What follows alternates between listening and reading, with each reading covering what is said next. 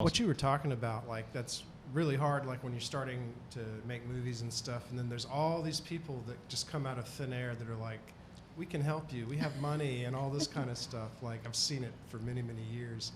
And going through that process is not easy, because it's like you get your hopes up, and then it's like, oh man, I've been had, you know? It can be pretty difficult, and they keep going. It is, and it's a lot of, it's sad to say this, but a lot of people in our industry get caught up in those deals or producers that come to you and promise you something, and that can happen throughout the process. Like even in distribution, somebody can come and take a fully completed movie, and you may never see a dime or never have.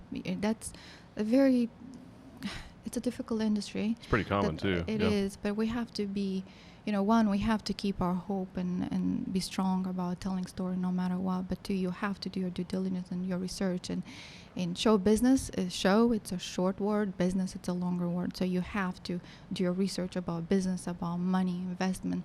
What's your audience? Who's going to receive this movie? You can't just go in blind and say, like, I'm just going to make a movie. Well, what are you aiming to get out of this movie? Has to be marketable. Exactly. Are you trying to get fame? Are you trying to make money, or are you trying to just tell a story and inspire the world? You have to choose, and you have to be willing to accept that only less than 2% of the movies in this world actually make a profit, which is really hard numbers and really hard for us to accept that.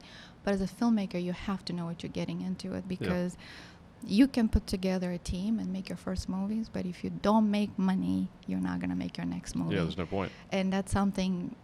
we as artists, we want to go in blind. We're like, no, I'm going to make a movie. I want to inspire the world. It doesn't matter but it does matter what happens afterwards. Has to have a balance. Exactly. So people are there to steal that hope from your heart and the dream, and recognize that and go in fully prepared, have a thick skin in this business. Yeah. As a woman, I see a lot of times that we're not taken as seriously, because they look at you and like, oh, you're just a woman. But no.